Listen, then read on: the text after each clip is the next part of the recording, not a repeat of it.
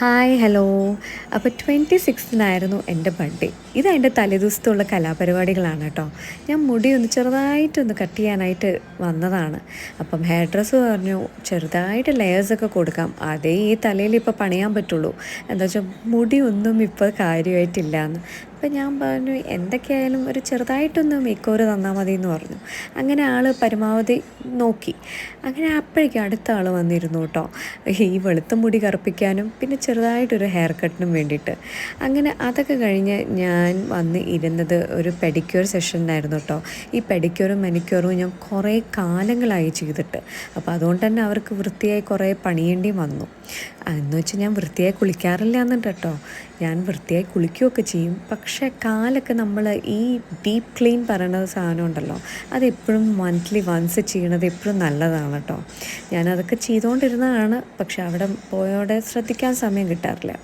അങ്ങനെ തന്നെ അവർ അടിപൊളിയായിട്ട് എനിക്ക് നല്ല രീതിയിൽ ഡീപ്പ് ക്ലീനും എല്ലാം ചെയ്തു തന്നു. അതൊരു നല്ലൊരു റിലാക്സിങ് സെഷൻ തന്നെയായിരുന്നു കേട്ടോ.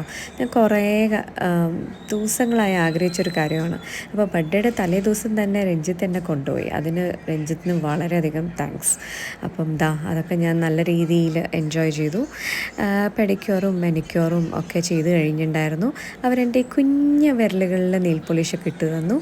അത് കഴിഞ്ഞിട്ട് ഞങ്ങളിത് ബർത്ത്ഡേയുടെ ദിവസമുള്ള ഒരു ഇതാണ് കേട്ടോ കാണുന്നത്. നിങ്ങൾ എനിക്ക് എൻ്റെ അച്ഛൻ ബർത്ത്ഡേ ഗിഫ്റ്റായിട്ട് മാല തരാമെന്ന് പറഞ്ഞു.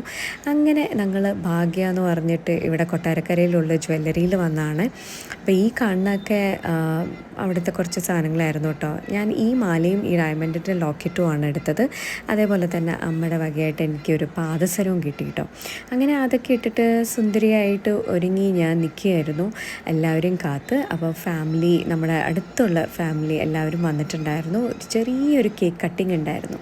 അപ്പോൾ അതിൻ്റെ ഇടയിൽ കൂടെ രഞ്ജിത്ത് പറയുന്നുണ്ട് 33 ഇനിയെങ്കിലും ഈ കേക്ക് കട്ടിങ്ങൊക്കെ നിർത്തിക്കൂടെ എന്ന്. ഞാൻ പറഞ്ഞു എനിക്ക് ഏറ്റവും ഇഷ്ടമുള്ളൊരു കാര്യമാണ് ഇങ്ങനെ കേക്ക് കട്ട് ചെയ്യുക, എല്ലാവരെയും വിളിച്ച് ആഘോഷിക്കുക. അതൊക്കെ എൻ്റെ ഒരു കുഞ്ഞു സന്തോഷങ്ങളാണ്. ഞാൻ ചെറുപ്പം എനിക്ക് ഓർമ്മയുള്ള തൊട്ട കാലം മുതൽ ഞാൻ ചെയ്യണ ഒരു കാര്യങ്ങളാണ് ഇതൊക്കെ. അപ്പം അതൊക്കെ കണ്ടിന്യൂ ചെയ്ത് എന്നെ സപ്പോർട്ട് ചെയ്ത് രഞ്ജിത്തും കൊണ്ടുപോകുന്നുണ്ട്. അതിലെനിക്ക് വളരെയധികം സന്തോഷം. അപ്പം ഇപ്രാവശ്യം നിങ്ങൾക്ക് എല്ലാവരെയും കൂടെ എനിക്ക് ആഘോഷിക്കാൻ കിട്ടിയത് തന്നെ ഞാൻ ഐ എം ഫീലിംഗ് ബ്ലെസ്ഡ്. അപ്പോൾ അങ്ങനെ അതൊക്കെ കഴിഞ്ഞു, എല്ലാവരും കഴിച്ചു പോയി. അതൊന്നും എനിക്ക് എടുക്കാൻ പറ്റിയില്ല. പിന്നെ നമ്മുടെ പൊറോട്ട ഇല്ലാതെ നമുക്ക് വേറെ ഒരു കാര്യമില്ലല്ലോ. അപ്പോൾ പൊറോട്ടയും അമ്മയുടെ വക പുലാവ്, രഞ്ജിത്ത് ചിക്കൻ കറി ഉണ്ടാക്കി, അച്ഛൻ പായസവും. അങ്ങനെ ഒരു ബർത്ത്ഡേ